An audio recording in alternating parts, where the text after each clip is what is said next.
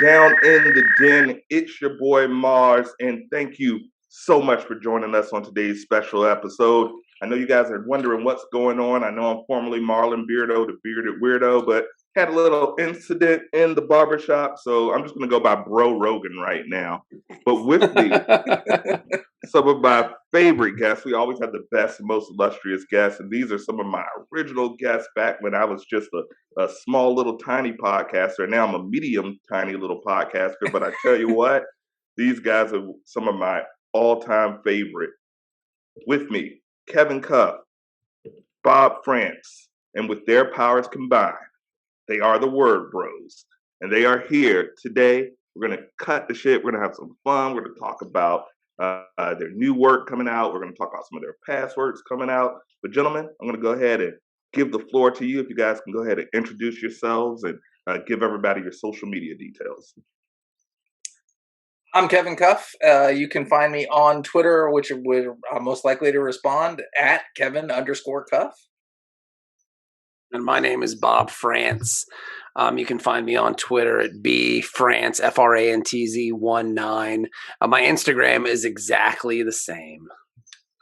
Smart. Oh, I'm one of the smart ones. I hate when I look for somebody on Instagram and their tag is like 1748 hip dude, and it's like, no, man, just give me a name and a number, or just your name. Like, just make it simple. I'm one of those people you guys hate on Instagram because mine is at the right cuff.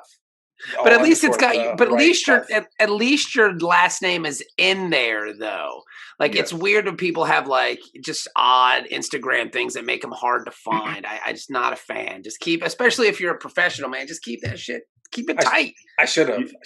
No, like you said, like Bob said. At least your name is in it. It makes sense. It's never good when someone's like, "Yeah, I'm a singer." But my Twitter handle is Scratch-It-Butt23. Yeah. Yeah. Butt23. It's time to start a new Twitter handle with that singer name, friend. The Twitters are free. Absolutely. Yeah. Absolutely. You can make as many as you want. You look at your boy in Brooklyn, your man KD. He's got like 60 of them. So people say nice things about him online. Absolutely, and half of those people saying nice things about him are him. Just yes, that's what accounts. Yeah, Kevin Durant sure has the best haircut in the NBA. Make them burner accounts, baby. Exactly. I think I was catfished by Kevin Durant for saying the Lakers are going to beat the Nets in the finals.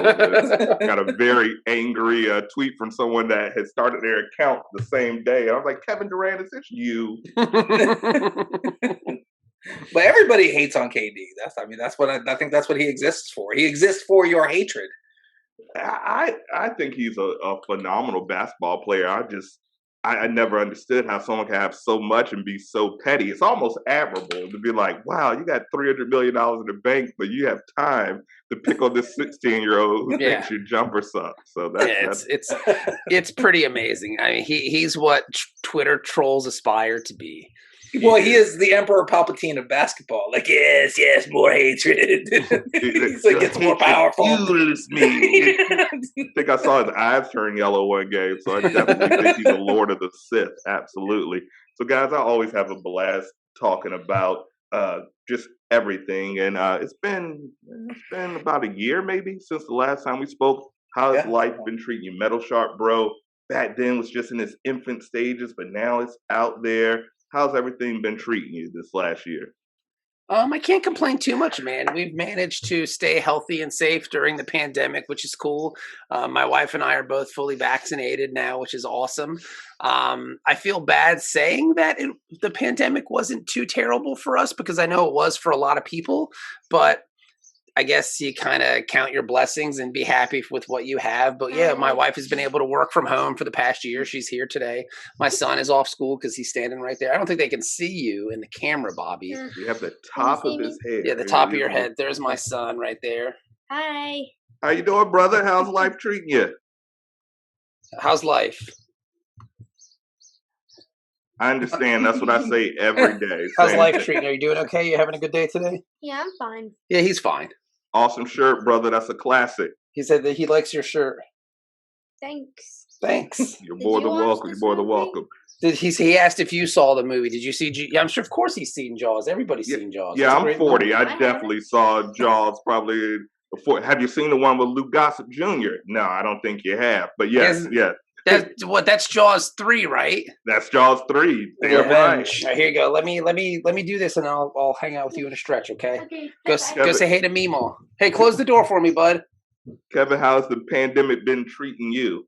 I mean, it's about the same. I feel bad saying that it wasn't too terrible for me. The only thing, vaccinated. We're all vaccinated here.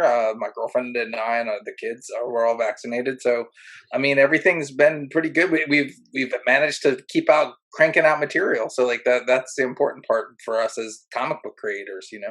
Indeed, and I think all content creators, this has been a nice recharge for all of us. Same thing. I've been able to work from home. I'm fully vaccinated. Still uncomfortable going without masks, though. It's become such a staple in my life. The other day, I had a little first get together with family. Now that we're all vaccinated, and we had a little cookout. And I come in and I had the mask, and they're like, "You were in the car by yourself. Why did you have a mask on?" I'm like, "You never know. There might be, an old cough from 2017 somewhere in there." So I've decided I'm never taking the mask off. Like I'm not going to do it. Well, I always tell people, as a member of the Slightly Ugly Club, this is your time to shine. Like, rock the mask. I'm all for it. I'm trying to get a Captain America mask and a Batman mask and a Red Hood mask, and a Metal Shark Bro mask. I want all the masks, and I'll just rock like that for the remainder. So as I mentioned, the last time we talked, it was season 2, episode 4. Now we're season 3, I think episode 12 or something like that. And in my humble opinion, I think Metal Shark Bro was one of the most creative and hilarious comic books I read in the last 10 years. And I'm not blowing smoke up. Whoa, thank you so much. That's very kind. And I've been a comic fan since I was able to read at 22. So I don't know why I did that. It was low hanging fruit, but so you guys did Metal Shark Bro. You did Ninja Nuns, which was awesome. Tell the little people. No offense to the little people out there. Tell the people a little bit about those 2 projects that you guys released. Well, you're leaving one very important part out of that, Mars. And that's Metal Shark Bro 2, which flew under the radar during the pandemic. A lot of stuff flew after the pandemic. Tell us about Metal Shark Bro 2, because I didn't even know there's a Metal Shark Bro 2, and I do my research. So now I am embarrassed, but also stoked because I have more Metal Shark Bro to read. Absolutely. Tell us about Metal Shark Bro 2. Well, first off, don't be embarrassed, because everybody I think missed out on that. What do you think, Bob? I wouldn't say everybody. But yeah, the pandemic kind of flew into the face of a release of the book, so it was a little bit difficult. You can pick the book up right now on our website. Go to wordbros.com, and there's a little section that says, shop, and right at the top. TheWordBros.com says buy our books. You can click there and buy a copy of Metal Shark Bro Volume 2. Or you could just wait for the Kickstarter for Dust Pirates to come out and you can get it there too. But yeah, it just kind of happened, man. Like, Metal Shark Bro Volume 2 is there is another, I guess, creature of Beelzebub's design named Hamzig, who is mad that Metal Shark Bro killed his father, quote unquote. So he goes seeking revenge for Metal Shark Bro. The only thing is, Metal Shark Bro has decided he wanted to be a shark at the end of Volume 1. Spoilers. So Satan makes him a shark and he swims away to the ocean. So he hatches up a plan to try to bring Metal Shark Bro out of the water, if you will. And he does that by kidnapping Ira.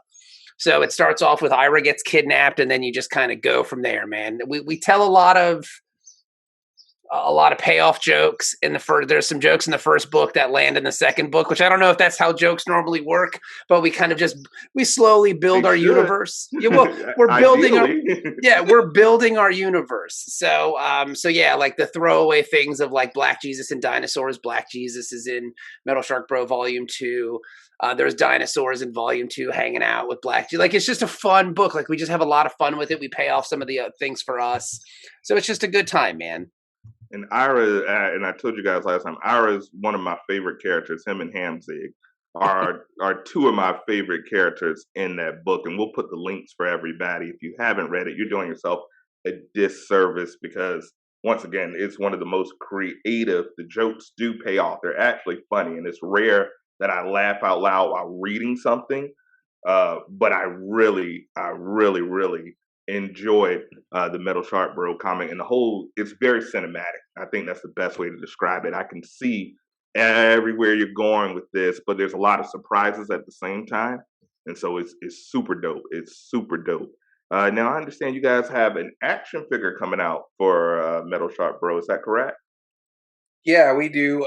We just don't know when, so you'd have to follow Tracker Collectibles on Instagram for updates on that because I think that is more to do with Scout, who publishes Metal Shark Bro, than it does with us directly.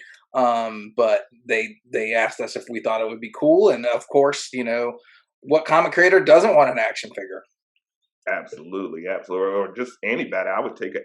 I've always said I want an action figure and theme music wherever I go. If we can make that accomplished, be it a pro wrestling fan, that's kind of what I want to do. At this point, though, I imagine that's got to be pretty easy. Just put your phone in your pocket, go to Amazon Music, play your theme song, and just walk around, and it'll just kind of blare out from there, right? Like, that's a very doable goal at this point. And if you're not doing it, it's on you, man. You got to do that yourself. That's a good point. And I think now with like the portable speakers, if I could just Bluetooth portable speakers everywhere I go and just have the stone cold glass break as soon as I come into a room. Yeah.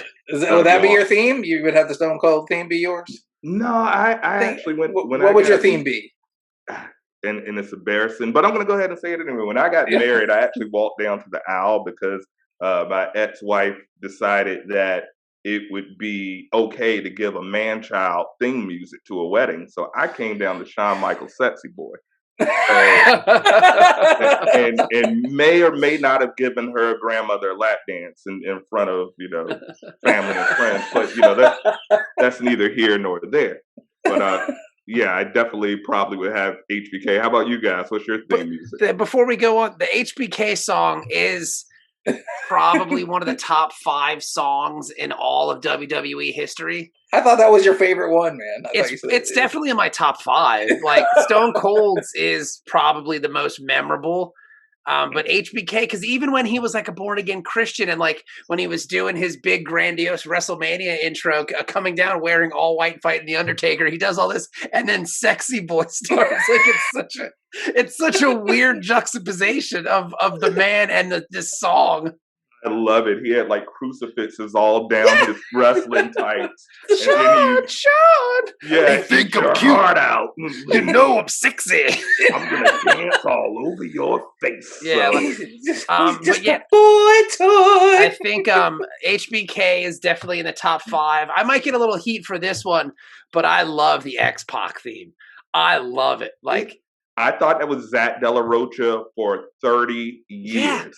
Yeah. It sounds so much like Rage Against the Machine. When I found out that was not Zach, I was simply just heartbroken. I love the X-Pac. You hear the scream and the second dude goes, X-Pac. Like, I just love that part of it. Like, it's just so stupid and awesome. Like, I love the X-Pac theme. It's great. Oh man, I miss the Jim Johnstone. Jim Johnstone, I think his name was. Yeah. Oh man, the themes are so great. Now everything's so generic. Yeah. Kevin, how about you? What's your theme music? Man, like my favorite wrestling theme music, or what I would use for wrestling theme music. They generally are one and the same, but yeah, either one. Right now, I would say I like the old AEW Best Friends theme music, not the new one, but the old one where it's like bum bum bum bum bum bum bum, Best Friends. Like that was always awesome. I was always like, this is awesome theme music. I love AEW, but their theme music. It varies, like you get some good ones. You get like your mileage may vary on the AEW theme music because some wrestlers have really good ones that fit them, and then some of them don't. So it's like, like Kenny Omega's entrance is awesome, and it was even better when it was bigger and the girls would come out and hold the brooms over, and like I was like, oh, this is amazing. Cody's got a good one. So it's like, it just depends on who you, I don't even like Cody like that as a wrestler, but like his theme music's not bad when you listen to it. And it's very dramatic, and it sets the mood right when he's getting ready to come out, because it's like all dark, and then it's a shadow of Cody Rhodes, and then the music starts playing. So like, that's what you want when you're a wrestling fan, you know, you want all that mood to be set for you ready to get in that ring. That drama. So speaking of pro wrestling, on your Word Bros podcast, last episode I listened to, you guys had wrestling icon Al Snow on the show. Yeah, last episode. How was that? How was that talking to Al Snow? It was cool, man. He's like a professor of wrestling. Like, he was just laying it out for us, and we were talking about psychology and the art and the business of wrestling. And there's a point where I don't know if you listen to JR's podcast. I do, yeah. Or if you read any of the stuff about JR, but there are moments about wrestling where I turn into JR, where I'm like, well, I don't understand these kids doing all this flippy stuff, and like, what happened to the old psychology? I don't get as bad as that, but I will get frustrated with certain performers because of the lack of psychology. I don't know if you watched the last AEW pay-per-view, Double or Nothing. Double or Nothing. Yeah, I did. Okay, so this is the prime example of it. I hate it so much. Like, Eddie Kingston, who is a wonderful worker, right, who is a great talker. He's like an old talker from back in like our day with Dusty Rhodes and all those guys. Oh yeah. He's visibly selling a hurt leg, like visibly, like limping and laying on the ground and punching himself in the knee and saying, and like, you can see that he is working that leg. My leg is hurt. The Young Bucks, who I hate, by the way, I hate the Young Bucks so much, spend no time whatsoever attacking his leg. He's visibly limping, but they just got to get all their spots in. Like, we're going to do all the double kicks and the flippy flips and the this, that, and the other thing. You've got a dude laying on the mat, punching himself in the leg, saying like, look, work on my knee. What would Harley Race do in that situation? What would Ric Flair do in that situation? Ric Flair, match. Yeah, whole match would have been the knee. Absolutely, Ric Flair, exactly. And the Young Bucks just pay no attention. It's the small details of wrestling that just drive me nuts. Like, you don't have to do a Hurricane Rana. Kick him in the leg, bro. Put his leg on the bottom rope and then jump up and then sit on his knee. That's effective. That's quality psychology, man. And again, I don't want to sound like a crazy person, because I know I am, and I know I do. But that's one of the things that bugs me about some of the stuff now.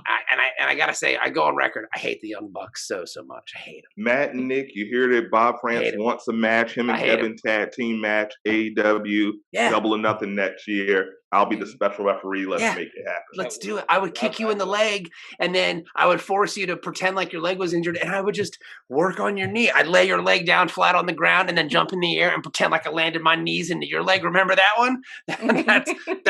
It's giving me old school Nintendo 64 No Mercy vibes. You could really just crank on somebody. I agree, though. But I think they embrace the spot monkey gimmick. I think that's their thing. But the thing is, like, when Eddie Kingston is visibly giving this to you, and then later on in the match you put John Moxley in the sharpshooter, it's like, what are you doing? Like, where's your brain? It's the wrong guy. The wrong guy. Yeah. Like, fine, my leg hasn't been touched. Absolutely.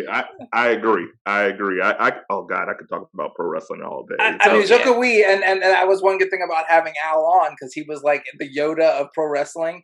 Like, he was talking about what Bob just talked about and what you were saying that you see in pro wrestling now. And he was talking about the psychology that wrestlers have today. And one of the things he said that really stuck with us is, like, wrestlers aren't wrestling for the audience anymore. They're wrestling for other wrestlers. Right. And there's some wrestlers that are wrestling for the crowd. So, like, those are the wrestlers that are really going over. And that's what he was talking about, like Orange Cassidy, for example. The reason why he goes over so hard is because he's not wrestling for the guys in the back. He's wrestling for the people in the audience. So that's the reason why he's going over so hard. And what a great seller he is. Like, he sells so well. And I was telling Kevin this the other day. Orange Cassidy wouldn't work if he wasn't a great worker. Right. Like right. if he was a terrible wrestler, the whole gimmick would stink. If But it the was fact, Great Khali doing that, we might have a Yeah, problem. yeah, the fact that he's a good worker and he's a good seller and like he gets beat up really well, like it all feeds into it. That's what makes him pretty fantastic. You know, there's a lot that goes into it. I don't know, man. The more I watch wrestling, the more I understand the kind of Jim Ross, Al Snow view of like there's not a lot of psychology involved anymore. I think Jim Cornette takes it entirely too far because I think wrestling can be a bit of everything. I think you can have all these different things because that's what it is. Like you got your comedy spots, you got your fighting, you know, your more realistic kind of stiff matches. You can work it all in. Natural guys like Taker exactly. or the Fiend. Yeah, you know, and I think too much of I don't know, but whatever. That's why I watch New Japan. I feel like New Japan does a good job with a lot of that stuff. Yeah, that's because they're actually hurt because they're strong side. It's easy to sell when you actually have a hole in your chest. Yes, from someone slapping the blood out of your nipples. But man, it's fun to watch. It's much easier to sell than leg slaps and everything. So we have a new book that you guys are working on that I'm really, really excited to talk about. And I was honored to get a preview of what you guys have in store for us. And it's called The Dust Pirates. Tell me a little bit about the concept, how you guys came in, because once again, very cinematic. And I don't know if it's connected to, I know Ninja Nuns and Metal Sharp Bro are connected. I don't know if you're doing a little cinematic universe and this is connected, but I certainly feel that it's cinematic in scope and a very original idea. Tell us a little bit about how that was birthed, the Dust Pirates idea. Did you want to go or you want me to go? You can go, Kevin. All right. We started Dust Pirates before Metal Shark Bro, funny enough. So we started working with Tony Gagori, who's the artist on that. He had come on the podcast to talk about something he was doing with Vault Comics at the time called Deuce of Hearts. And after the show was over, we usually talk to the guests for a little bit. And we were talking and he was talking about something. He's like, man, I'd really like to see something that was like the Shape of Water, but like these other things and this and this. So he had mentioned all this other stuff, and I was like, well, we could pitch you something if you want. He's like, yeah, sure. So Bob and I started coming up with this idea of what if Atlantis is not what the pirates think Atlantis is? What if Atlantis is kind of ecologically damaged? Like it's got to a point of where everything that was once water is now dust or sand. And it's because of these wars that they've been having in Atlantis. And these two guys who are human get pulled into Atlantis, which is now in its own like pocket dimension.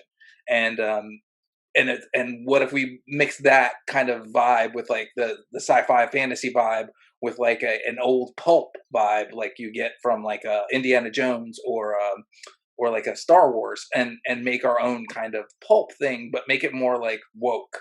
So we were like, we want like these characters to be more like perceptive of the tropes that were in pulp and avoid those typical tropes, like the damsel in distress. We wanted to avoid that, and we wanted to avoid certain things. So we came up with this and started working on it and tried to pitch it around, and without a whole lot of success. And so then we ended up here where we are now, where we're basically going to Kickstarter again, saying, hey, we have this really cool, weird pulp idea that we think that people would like. So let's try and get people behind the book.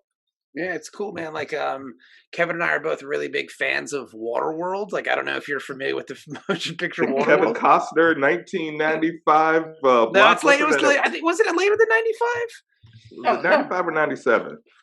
Let me look. Waterworld was. Might have been 97. You're right. You're 95. Wow. 95. Wow, look at this guy.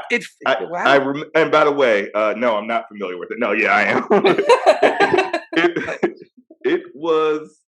I thought it was an incredible movie. I love Dennis Hopper. So yeah, that's what I said. Yeah. It's so goofy. It's so goofy and fun. Like you can't not like Waterworld. I'm sure the studio, because I think at the time it was the most expensive movie ever made. Yeah. And I think it bombed.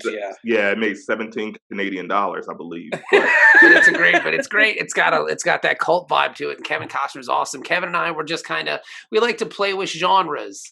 We like to kind of twist things around and make things different. So it's like, okay, what do you expect when you see pirates? What if we put them in a different place? We put them in Atlantis, but what if Atlantis is dry? Like it's been dried up. Why is it dry? Because they abused their natural resources, and now they're kind of stuck with like rationing water amongst their population. Well, who controls this water? Oh, the rich and the powerful. So who wants the water? The people who are being oppressed, they want their water back. So these two pirates are brought to dry Atlantis to help them with this revolution. So it's got a cool vibe to it. It's a lot of fun. It's supposed to be cinematic because when you like the scope of it, we wanted it to appear big, like kind of like, how when you watch a Western, you get a lot of landscape shots and you get a lot of so we wanted to kind of bring those things into the film so you could get the kind of scope of the world, if that makes sense. And I think Tony's so talented and such a great dude. He was able to accomplish that. And we just kind of played with we tweaked a thing here, we kind of poked a thing here, and kind of came up with this cool exotic setting, and I think it works really well. It's kind of like a buddy cop film too, because the two main characters, Sam and Quintor, they have good repartee amongst themselves, and it's just a good time. Like we're just trying to make books that are fun. There is a little bit of it's subtle, but it's there. There is a bit of, like, as Kevin said, wokeness to it. But it's subtle, but it's just something that we wanted to kind of tackle in our own way, and I think we have a good time with it. So it's cool. We're doing 80 pages for the Kickstarter, so that's kind of cool, kind of like in that, because I love that pulp style, the Ed Brubaker and Sean Phillips, that like, here's one story, here it is, done, you're good.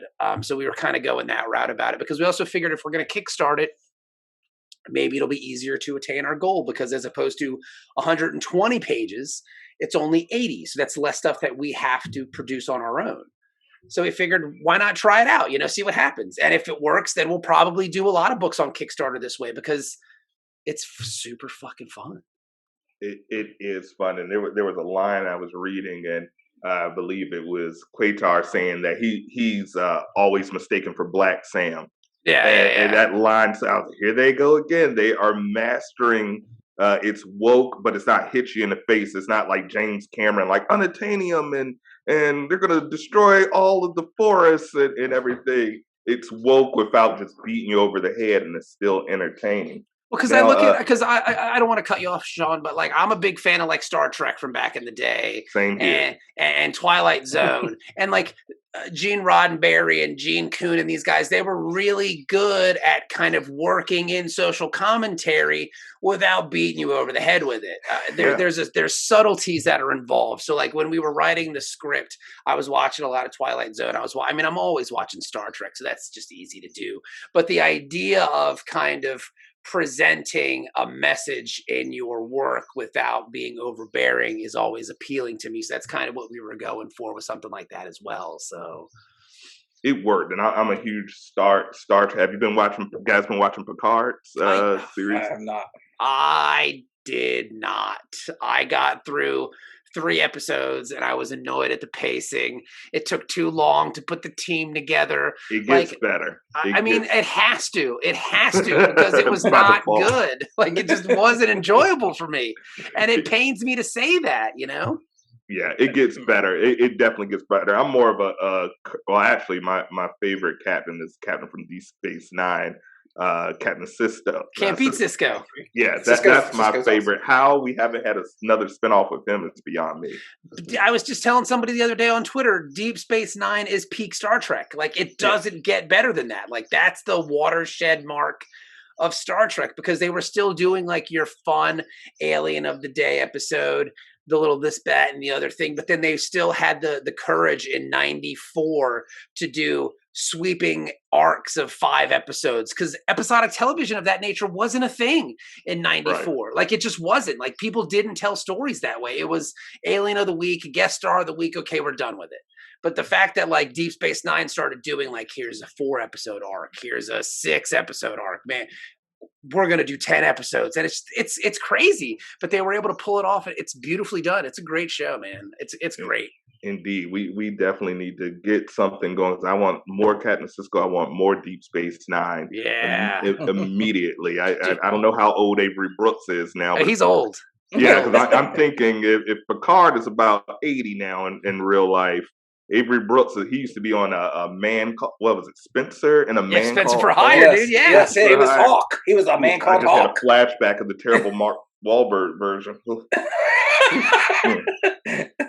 I need a drink after that. Avery Brooks is 72.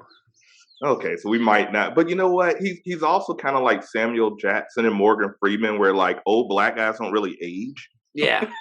I would like to see like Jake. Like maybe Jake is looking for his father who hasn't come back yet. We do a Star Trek podcast, Your Trek, that we've been doing for 11 years. And we started with TNG. Like we watched and reviewed every episode of TNG. We did all of TNG, we did all of Deep Space Nine, and now unfortunately we're on Voyager. And Voyager just ain't good, but we're gonna power through. Like we're gonna make it through Voyager. Yeah. But we've always talked about, I would love to see a series, a limited series of Kira Nerys as a revolutionary on Bajor against the Cardassians. I'd watch that all day. Like a Che Guevara kind of running around, blowing stuff up, killing Kardashians. That would be awesome. It's so many places you can go. I actually feel Star Trek has, and I know my Star Wars fans are going to just murder me here, but hear me out. I feel you can go a lot more places for Star Trek than you can get Star Wars. Star Wars is very, and I love Star Wars, but it's just very the light side of the Force, the dark side of the Force, and that's where it's stuck. But I mean, you could do a Federation team like I always thought it would be awesome if you had like a team for the Federation, but a Black Ops team. Yeah. And they're doing things where you know the Federation doesn't really support or endorse, but they're behind the scenes getting Romulan information or spying on Clean. I think it would be awesome. Section 31, dude. Yeah, they talked about doing a Section 31 show, but I don't know what happened with that. That's what we need. That's what we need. Now, Kevin, you're also a Star Trek fanatic. No, not as much as Bob. I will no watch one as it. much as Bob. I've seen many costumes that Bob owns. I only own one. It's the TNG uniform. It's a Halloween costume. I got it for some purpose. I don't even remember. I don't dislike it, but I'm not nearly. I wouldn't call myself a fanatic. I'll watch it if it's on. It's one of those things for me. TNG was one of those things that would be on Fox when I would come home from school, and like it would come on like after like Thundercats or something like that.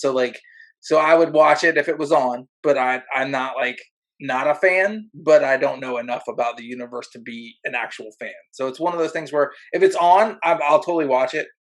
Even the thing with the TNG thing is you don't need to like know everything. They kind of just, the episodes are so sporadic in that, like, you know, that they don't even have to, the way I could tell if it was an earlier or later episode is by Riker's facial hair. Yeah. So that's the only way I knew, basically, if it was an earlier or later episode. But that's the way that was the nature of television at the time, though, Kev, because yes. they didn't have a network. It was just on in syndication, and right. You never know when it would be on. You never know when you would see it. The idea of you know, it could be on at 6:00 on Saturday, and then if you missed next Saturday, you would never see that show ever again. It was just gone. Like it would just be, you'd see it 25 years later. Yeah. It'd be another one, but it wouldn't be in sequential order like you're saying. Yeah. So that's the reason why they did the Alien of the Day thing. Deep Space Nine took a risk by doing like episodic television. Serialized episodic. Yeah. And it's so funny that you guys mentioned that, because as an 80s baby, it was like I didn't know any of the shows that I were watching had been off the air for 5-6 plus years.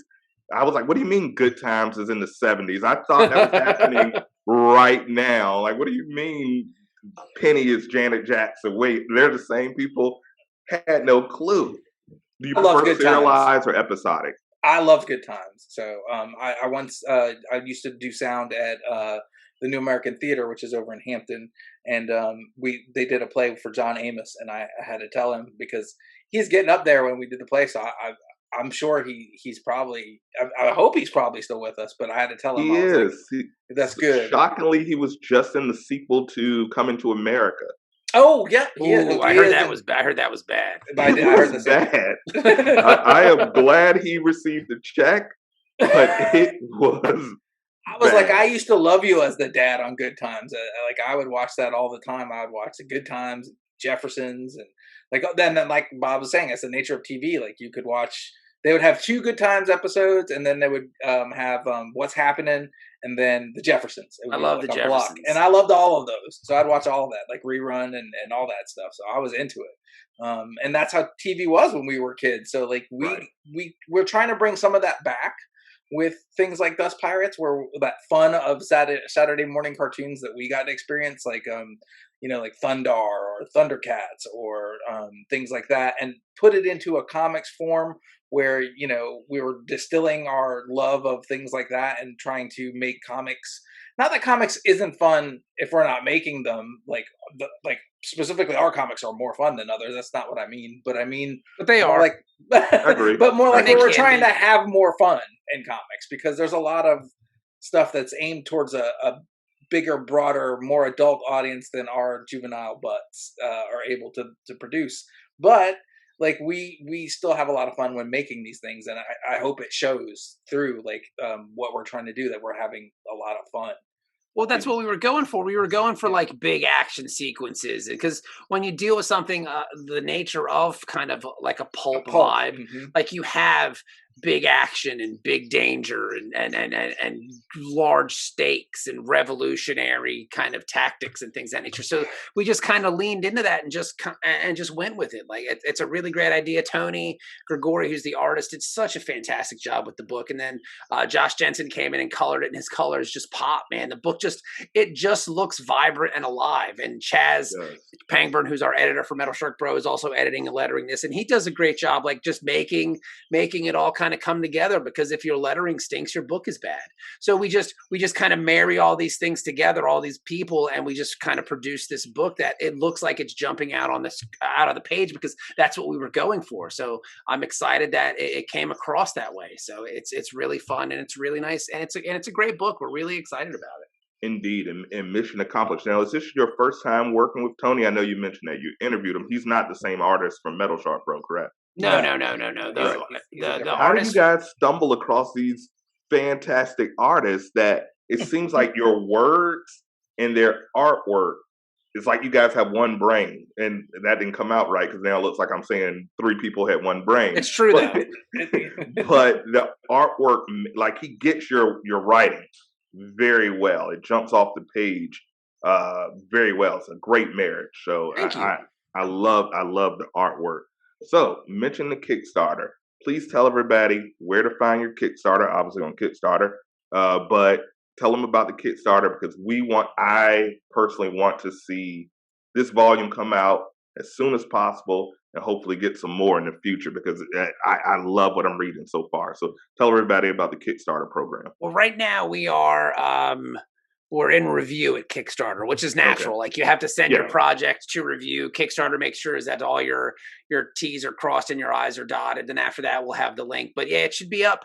We'll find out about the review on the 7th. I think everything will be okay. Then after that, it'll just go to Kickstarter.com and search the Dust Pirates, and it'll be there. Kickstarter is a really great site. I'm not familiar. I don't know if like your audience is familiar with Kickstarter all that much, but it's basically an idea where if you're a musician or you're an artist or you're a writer, you're a filmmaker.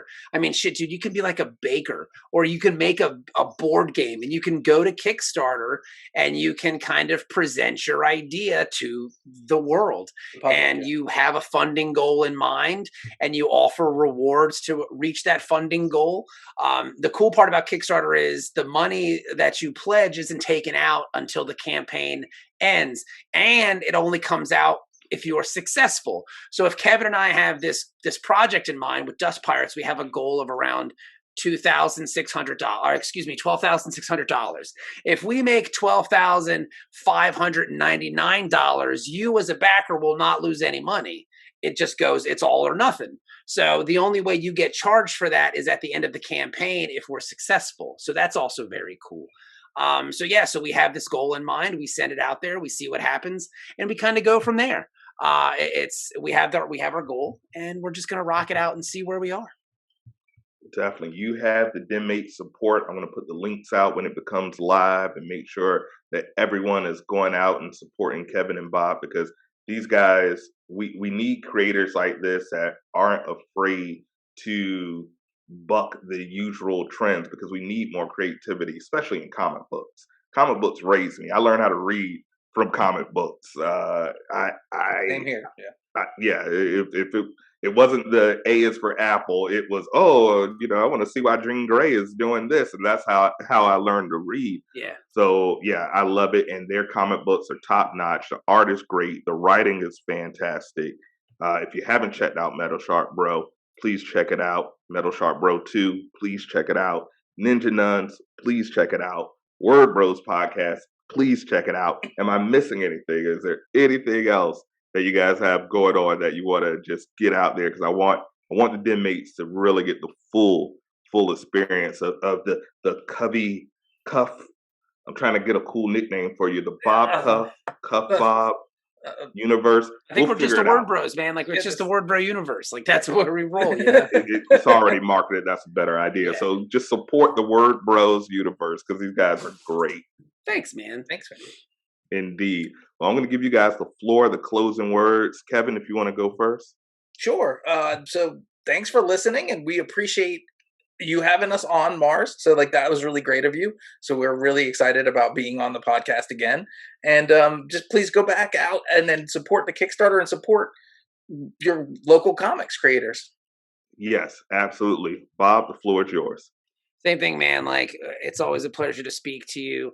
MARZ, I didn't know you go by MARZ. I thought I could use your Christian name, but MARZ can. You can. It's not like it's Mars X or anything. Yeah.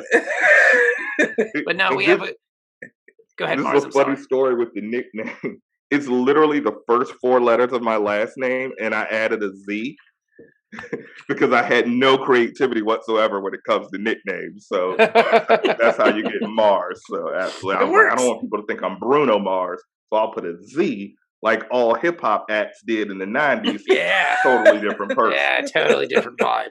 But yeah, no, we're just trying to make these books. We're just trying to have a good time. And that's the cool part about media at this point. You don't have to work for a giant radio conglomerate to have your voice and your opinions be heard. You can start your own podcast. You can start your own YouTube channel. You don't have to send your book to Simon & Schuster or Penguin to get your book seen. You can just write it and have someone edit it and put it up on Amazon and let the marketplace decide. So we're kind of doing that with comics. Like, we have these books. We're not waiting for people to give us permission to do them. We're just going to do them. We believe in ourselves. We believe in Tony, the artist. We believe in our editor. We believe in the process. We're confident in what we're doing. So we're just going to let the market decide. We're just going to throw it out there on this crowdfunding site on Kickstarter. And if you want to get behind it, if you see what we're doing and you're into it, then cool. If it's not for you, then hey, man, back it anyway, because you're supporting the arts, bro. And that's what we're all here to do. We're all here to support each other. We're all here to kind of push it along. If you read comics and you're not happy with the way comics are going, you don't have to read what they give you. There's plenty of stuff out there that you can find that you like. They have a story for everything at this point. And I think some of that is based on Kickstarter, because you can go out there and do what you want to do. So it gives the creator, it gives the creative a lot of power and a lot of confidence to just go out there and make their own way. And that's what Kevin and I have done, and that's what we're going to continue doing. And we're just gonna go along for the ride, and that's the cool part about it. And to add what Bob said, we also believe in the people we're making the books for, because the biggest bad thing you can do is just go along with whatever they're trying to give you for content. We believe that the content we're putting out there is good. So, and we believe that people will know it's good when they get it, because we try real hard to make sure that our stuff is a cut above, that you're not just getting the typical pulp book or the typical comedy book with Metal Shark Bro or the typical anything. We try and make sure that you are going to be entertained for your dollars. So that's our main goal, and that's what we've set out to do. So we believe in the people to be able to see like what good entertainment looks like. So we believe that they'll see that in what we're trying to do. That's a word. I got inspired when you said the people. I felt the Fred Hampton moment coming on. I thought we were start preaching to here. I live for the people because I die for the people. It was amazing. So I am happy to say that mission accomplished. The writing, the artwork, the Word Bros 18 mission accomplished. You guys are doing it. I'm so proud of you guys. Thank you so much for joining us again. I think you're the second two-time guest. Wow, thanks. That we've had. So you guys are in the record books, and I thank you so much for joining us. And guys, hey, before we go though, in return, you need to come on the Word Bros. Yeah, I am here, man. I've been waiting for the invite. I know I'm not cool with the beard anymore, but yeah. Oh, stop it. That's what I figured. I said, oh, they shaved the beard. They didn't want him up there, but I am there. With bells on, literally, I'll wear bells if you want. So I think I'm pretty sure we have an opening at the end of the month. You want to come on? We normally record on Tuesday nights for Kevin's work schedule. What about like the 28th or something like? I might be in Virginia Beach for that, but I mean, maybe we could do like the 27th or the 22nd or the 29th. Let's talk and we can figure something out. Yes, sir. Done deal. It's nothing but a thing. Just let me know and I'll be there. Once again, with bells on, nothing but I like bells. it. All right. Absolutely. Well, as always, guys, thank you so much for joining us here on Down in the Den. Bob, thank you so much. Kevin, thank you so much. For the Word Bros crew, thank you so much. For the Down in the Den crew, thank you so much for listening. As always, deuces. Thanks for listening.